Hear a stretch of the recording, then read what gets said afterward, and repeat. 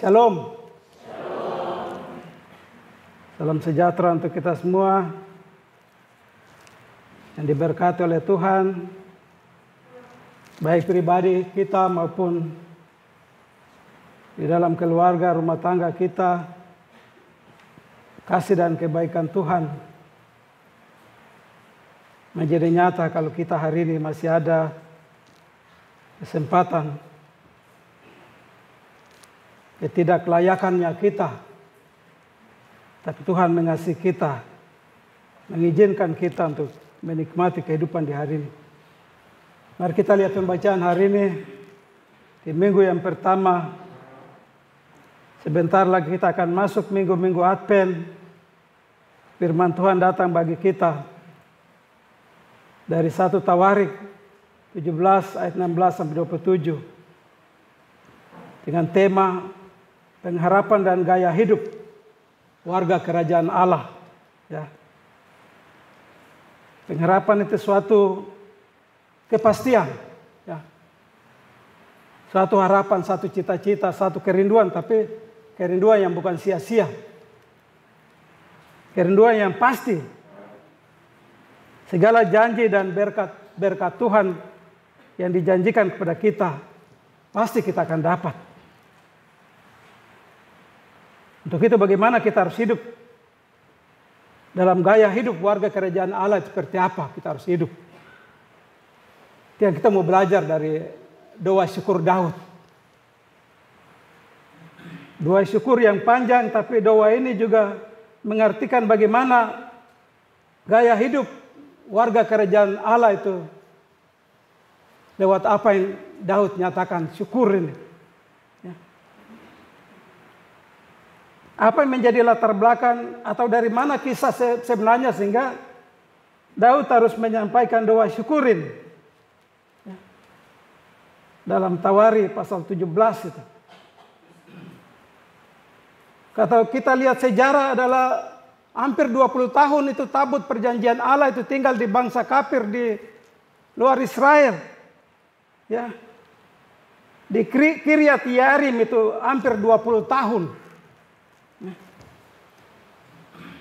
Tinggal di negeri orang-orang kafir.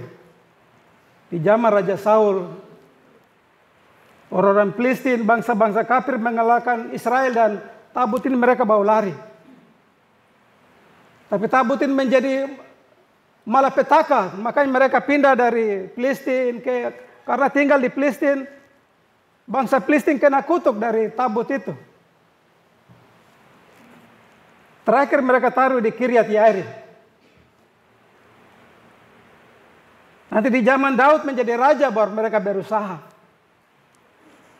Dari Kiryat juga mereka bawa lari. Tidak bisa ke Yerusalem langsung, mereka taruh di Obed Edom. Karena Kusa yang seorang pemikul itu hanya menyentuh barang-barang kudus, dia mati. Dihukum oleh Tuhan karena kebetulan juga benda-benda itu mau tergelintir jatuh, jadi dia tahan.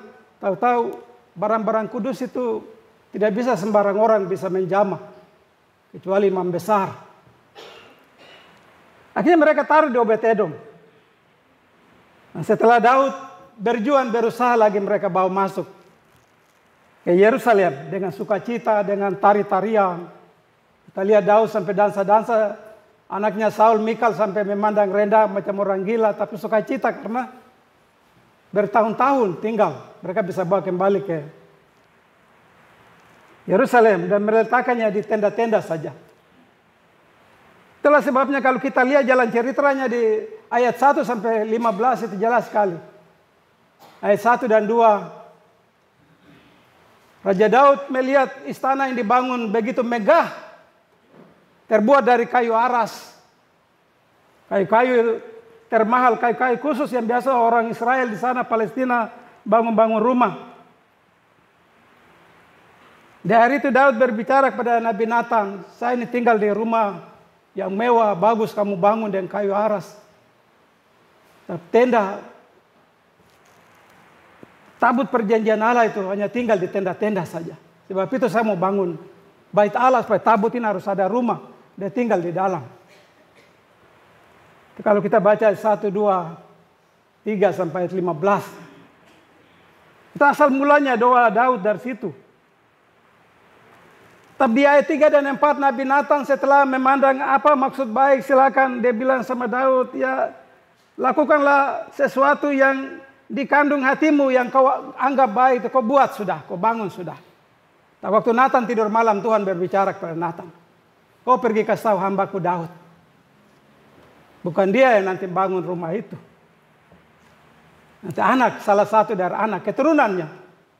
Nanti dia akan bangun rumah itu. Itulah sebabnya setelah itu di ayat-ayat 7, 8, 9, 15. Banyak hal yang Tuhan berbicara kepada Nathan untuk sampaikan kepada Daud. Dan ketika Daud mendengar penjelasan dari Nabi Nathan dan dia merasakan dirinya itu, siapa saya? Ya. Mungkin bagi Daud tidak layak, harusnya dia dihukum oleh Tuhan. Dia juga berzina dengan Batseba.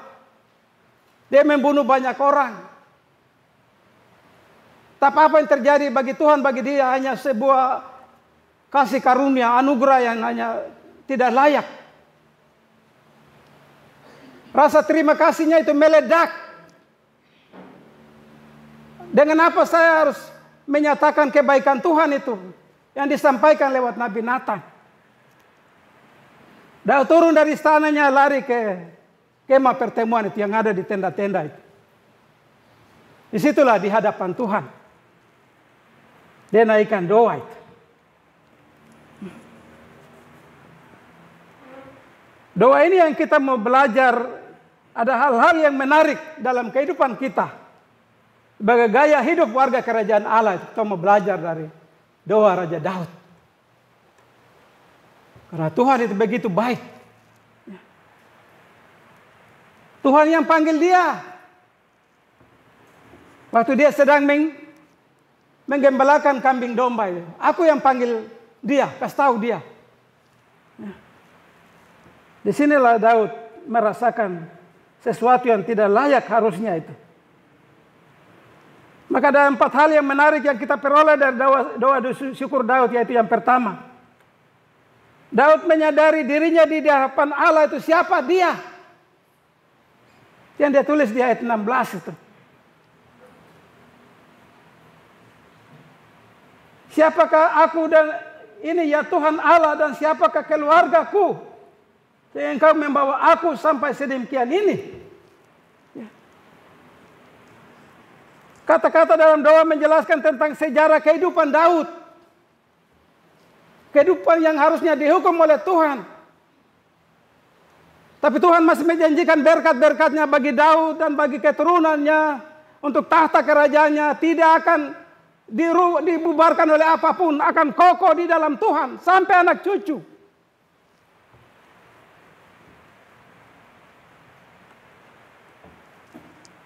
Itu yang dia nyatakan di ayat 1. Ya. Kalau kita di ayat 21 itu jelas sekali.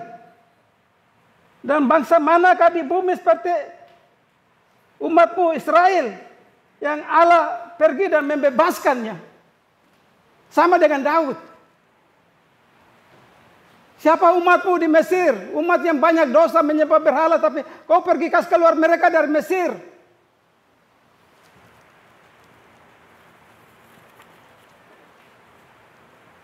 Terutama Daud menyadari waktu ditawari 17 ayat 7. Akulah yang mengambil engkau. Mengingatkan waktu Samuel pergi ke Bethlehem untuk bertemu dengan Isai dengan anak-anaknya. Untuk salah satunya Tuhan mau rapi dia. Karena 7 anak-anak laki-lakinya lewat. Anak yang pertama elok paras. Samuel mau berdiri rapi. Bukan. Yang kau lihat karena gantengnya. Tuhan melihat hatinya. Semua 7 lewat di depan. Samuel tanya, ini kau punya anak-anak semua ini? Tapi saya bilang, masih ada satu. Tapi dia anak bongso, hanya biasa-biasa jadi hanya jaga-jaga kambing domba di padang gurun saja. Panggil dia. Kita tidak akan makan kalau dia belum datang di sini. Kata panggil ini yang Tuhan bicara sama Nathan. Aku yang panggil engkau. Itu yang Daud menyadarinya itu. Tuhan yang panggil dia. Keluarga menganggapnya hanya sebagai penjaga kambing saja. Kau tinggal di situ, anak bungsu jadi. Kau tidak layak di prajurit sana. Kau tinggal di hutan saja jaga kambing. Tapi Tuhan panggil dia. Itu. Contoh doa Daud di ayat pertama menjadi contoh bagi kita. Ya. Tidak layaknya kita itu. Siapa aku dan keluarga. Kalau kita bisa hidup sampai hari ini. Kadang-kadang tonton podada karena saya kuat, saya hebat, saya sehat, saya pintar, saya segala-galanya. Ibadah kunci bulan tidak pernah mau datang mengucap syukur. Ayat firman kadang-kadang orang pakai, pendeta pakai di ayat-ayat tutup tahun itu. Mengucap syukur ketidaklayakannya kita di hadapan Tuhan. Tapi Tuhan masih memperkenakan saya dengan keluarga, anak-anak, cucu-cucu. Kemurahan Tuhan. Ini harus menjadi syukur kita. Belajar dari doa Daud ini. Ayat 16. Al-Kedua di ayat 17-19. Daud mengucap syukur atas jaminan keberlangsungan keturunannya itu. Tuhan memberkati. Anak-anak sampai keturunannya. Di ayat 17 jelas sekali. Dalam masa yang jauh. Dan telah memperlihatkan kepadaku serentatan manusia yang akan datang. Daud tidak tahu serentatan manusia seperti apa yang datang. Dia hanya berdoa saja. Tapi Tuhan sudah merancangkan keturunannya sampai dengan Yesus Kristus lahir. Ya. Itu yang Daud menyatakan syukur.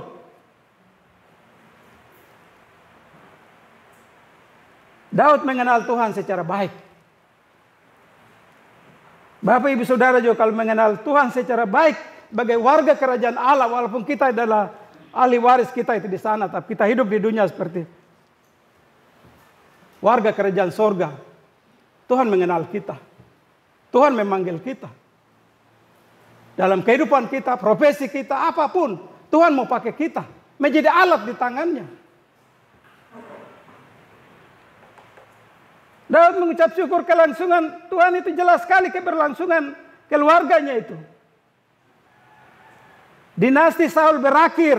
Stop di situ. Saul ditolak oleh Tuhan Allah. Dilanjutkan dengan dinasti Raja Daud. Tapi dinasti Raja Daud beda. Diberkati oleh Tuhan. Karena kasih karunia itu. Walaupun banyak salah Raja Saul. Tapi karena kasih karunia seperti Paulus menyatakan kasih karunia. Siapa aku? Seorang penjahat, seorang penyiksa, penganiaya. Tapi aku bisa bekerja untuk Tuhan hanya karena kasih karunia saja membuat. Harusnya saya tidak layak itu. Keturunannya diberkati. Pada waktunya Allah menghadirkan seorang raja sekaligus Mesias yang diurapi. Dan sesuai dengan doa Daud, sesuai dengan perjanjian nabi-nabi.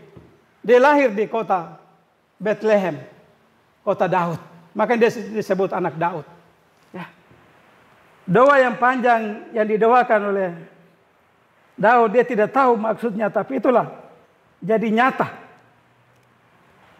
Baik yang ketiga di ayat 20-22. Daud mengagungkan Tuhan. Kami menyaksikan dengan mata, telinga, kepala sendiri. Kami tahu. Menyaksikan bagaimana kebaikan Tuhan. Allah Israel itu. Engkau membebaskan kami dari Mesir. Walaupun kami tidak layak. Tapi engkau ingat janji Abraham, Ishak dan Yakub. Kau bawa keluar. Bukan bawa keluar saja. Sepanjang jalan dari Mesir ke tanah perjanjian. Engkau menghalau bangsa-bangsa itu. Engkau yang seakan-akan berperang untuk mereka. Itu yang Daud mengagungkan di ayat 20-22. Daud mengucap syukur karena sebuah hubungan religius. Allah menjadikan umat Israel sebagai dia adalah bapa dan mereka adalah anak. Engkau menjadikan kami sebagai anakmu. Engkau adalah bapa. Hubungan bapa dan anak. Hubungan kasih sayang langsung. Engkau menyayangi kami. Hubungan yang inti antara Allah sebagai bapa dan Israel sebagai anaknya. Itu yang dalam doanya di ayat 20-23. Ya. Terutama kebaikan Tuhan yang membawa Raja Daud. Sama seperti ia membawa Israel dari Mesir. Di bagian terakhir Daud bersyukur atas keluarga yang diberkati oleh Tuhan. Itu di ayat 27. Kiranya engkau sekarang berkenan memberkati keluarga hamba-Mu ini, supaya tetap ada di hadapan-Mu untuk selama-lamanya. Sebab apa yang engkau berkati ya Tuhan, diberkati untuk selama-lamanya. Itu doa ungkapan syukur Daud. Ya. Sebagai rasa terima kasih pada Tuhan. Ya. Karena Tuhan berjanji di pasal 17 ayat 10-11, Tuhan akan membangun suatu keturunan-Mu. Mungkin nanti pada saatnya engkau sudah mati, engkau kembali kepada nenek moyangmu di mana kau dikuburkan. Tapi keturunanmu, keluargamu, aku akan memberkatinya. Ya. Ini mengajarkan kita kalau kita hidup berkenan di hadapan Tuhan. Keluarga sampai anak cucu kita diberkati oleh Tuhan. Ya. Saya ingat di Jayapura ini terkenal Bapak Guru Jemaat Amos Pasal Besi.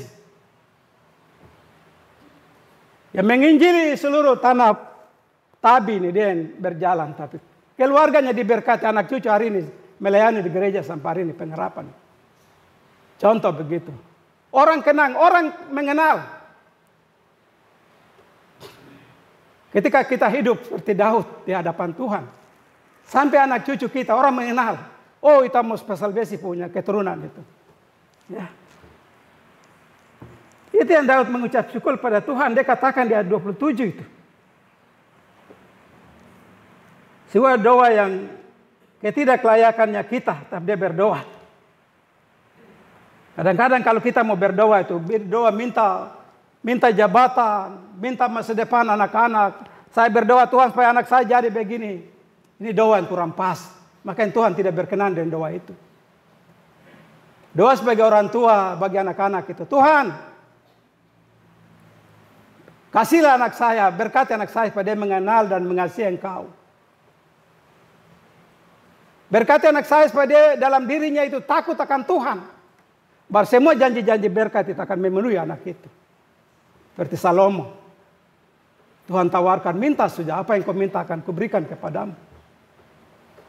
Salomo hanya bilang, saya ini tinggal di tengah-tengah umatmu yang besar. Saya masih muda. Kasih hikmat pengertian supaya saya bisa mengadili umat ini. Tuhan bilang, saya memandang baik apa yang kau minta. Kau hanya minta hikmat pengertian. Apa yang kau tidak minta? Kekayaan, jabatan, kokohnya kerajaanmu. Semua umur panjang. Saya kasih untuk engkau. Ini arti dalam kehidupan kita. Tidak bisa langsung minta fokus. Langsung ini yang saya minta. Tapi minta kita mengenal Tuhan secara baik. Mengenal Yesus secara baik.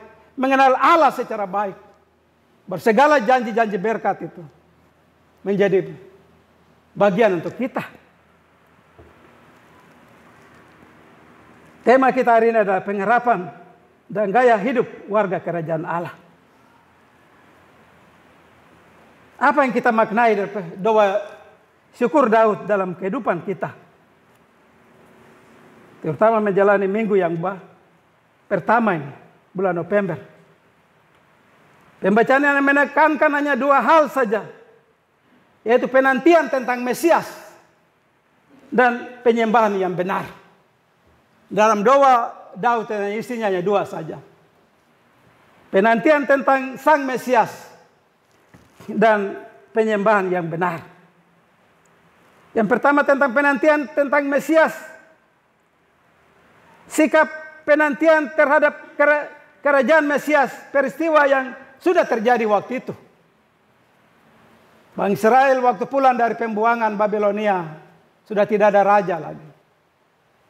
Siapa mau memimpin sudah tidak ada. Keturunan Salomo sudah habis. Yang ada hanya nabi, imam, paling tinggi hanya bupati di zaman Nabi Zakaria. Ya. Sampai di Malayaki belum ada raja pun. Dan bangsa Israel sedang merindukan sesuai dengan nubuat nabi-nabi bahwa akan seorang raja akan lahir dari perawan, seorang perempuan, gadis. Dan dia akan lahir di kota Isai dari tunggul Daud. Siapa orangnya bangsa Israel tidak tahu. Mereka ada dalam penantian panjang itu. Genaplah doa Daud. Genaplah nubuat nabi-nabi. Kristus lahir dari tunggul Isai. Di kota Daud, di Bethlehem. Suatu waktu yang panjang tergenapi. Dan itulah doa syukur Daud. Yang dikatakan di ayat 17, ya perjalanan yang panjang, yang dia sendiri tidak tahu nanti siapa dari keturunannya, terjawab lewat Yesus Kristus.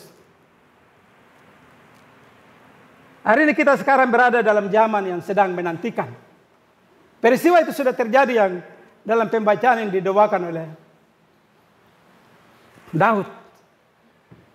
Di zaman yang sekarang kita sebagai orang Kristen yang ada adalah sedang menantikan. Kapan dia datang? Syaratnya adalah hiduplah sebagai warga kerajaan surga. Sebab kita berasal dari sana.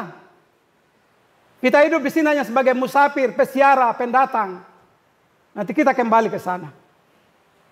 Tapi kalau kita hidup sebagai warga kerajaan surga, pada saat dia datang yang kita sedang nantikan, atau mungkin di saat kita sudah tidak ada, tapi nanti di keturunan kita, ketika nasihat kita juga mengajarkan mereka tentang penantian ini, mereka juga akan menerima berkat yang sama. Ya. Karena Allah memiliki pilihan atas diri dan kehidupan kita. Allah juga hendak menjadikan kita Allah di tangannya, entah di kita, nanti kalau kita tidak di kita, nanti Allah di tangan Tuhan, nanti di keturunan kita. Ya. Buah pohon yang baik itu menghasilkan buah yang baik. Kita hidup dalam doa Daud ini. Ketidaklayakan kita, maka berkat juga anak cucu keturunan kita. Itu. Kata-kata yang mengingatkan pembacaan 2 minggu yang lalu dari Filipi pasal 3 ayat 20. Kewargaan kita di sorga. Karena kewargaan kita adalah dari sorga. Dari situ juga kita akan menantikan Tuhan Yesus Kristus Juru Selamat. Ya. Itu yang dimaksud dengan menantikan Sang Mesias. Dalam doa Daud di ayat 17 tergenapi, dan kita juga ada dalam keadaan yang sedang menantikan Yesus Kristus yang kedua kali. Tapi itu bagian pertama mengajarkan kita untuk kita hidup sebagai warga kerajaan surga. Hal yang kedua adalah penyembahan yang benar. Ya. Gaya hidup warga kerajaan Allah. Kerinduan doa bagi umat Israel secara fisik diubah oleh Allah. Secara fisik adalah rencana Daud untuk membangun bait Allah. Dirubah oleh Allah bahwa nanti keturunanmu yang akan membangunnya. Ya. Kata-kata Tuhan Yesus pada perempuan di Samaria dalam Yohanes pasal 4 ayat 21-24. Saatnya akan tiba. Kamu tidak menyembah Allah di gunung Gerizim atau di Yerusalem. Tapi kamu akan menyembah Allah dalam roh dan kebenaran. Itu. Itulah sebabnya firman ini mengajarkan kita adalah mari kita membangun bait Allah kita. Ya. Itu yang paling penting. Ya. Seluruh tubuh kehidupan kita adalah tempat bertahtanya roh Allah. Itu yang kita memperbaiki. Berkat untuk kita, berkat untuk anak cucu kita, turun-temurun. Supaya kita tidak dianggap berdosa kepada Tuhan. Ibadah yang benar tidak menyangkut tempat dan gedung, tapi berkaitan dengan cara hidup setiap pribadi, keluarga, menempatkan Yesus sebagai kehidupan dalam kehidupan kita. Ya. Firman yang mengajarkan kita jemaat pengharapan. Kita yang ada di percetakan juga bagian dari jemaat pengharapan. Ya. Kita merindukan untuk membangun gereja kita. Ya. Mari kita bangun diri kita sebagai bait Allah yang benar di hadapan Tuhan. Bagi orang tua, sebagai pemuda, anak-anak, kita bangun diri kita. Kalau kita sudah hidup secara benar, baru kita akan bangun gereja itu. Ya. Kalau tidak nanti Tuhan katakan seperti yang dia katakan di Tawarikh pasal 22 ayat 8. Daud sendiri bilang, kenapa dia tidak bisa membangun gereja itu? Allah bilang dalam firman-Nya, telah kau tumpahkan sangat banyak darah dan telah kau lakukan peperangan yang besar. Engkau tidak mendirikan rumah bagiku, bagi namaku. Sudah banyak darah yang kau tumpahkan di hadapanku. Ini yang membuat Daud tidak membangun bait Allah. Itulah sebabnya melakukan pekerjaan-pekerjaan yang mulia dan kudus dalam kita. Pertama adalah kita membangun hidup kita yang benar sebagai bait Allah itu. Ya. Itu yang harus kita lakukan dalam kehidupan kita. Firman ini menolong kita semua supaya menantikan sebagai warga kerjaan Allah yang baik. Sebagai warga kerajaan sorga, walaupun kita hidup di tengah-tengah dunia yang sudah tua ini dengan segala macam tawaran, tapi citra diri kita sebagai warga kerajaan Allah itu nampak. Orang lihat. Seperti awan yang kemana-mana orang akan melihat cara hidup orang Kristen sebagai warga kerajaan Allah. Dan marilah kita menyembah Allah secara benar. Menyembah dalam roh dan kebenaran. Karena Allah itu adalah roh. Sebab barang siapa mau menyembah Dia harus menyembah dalam roh dan kebenaran. Kiranya firman Tuhan menjadi berkat bagi kita untuk menjalani minggu kerja yang baru. Menjadikan doa Daud. Sebab siapapun orang kita adalah orang yang tidak layak. Kalau kita dilayakkan Tuhan hari ini adalah karena kasih karunia-Nya. Dan kita tidak bisa balas dan siapapun. Kecuali mempersembahkan diri dan kehidupan kita sebagai persembahan yang hidup, yang berbau harum, berkenan di hadapan Allah. Itu adalah ibadah yang sejati. Tuhan memberkati kita dengan firman-Nya. Amin.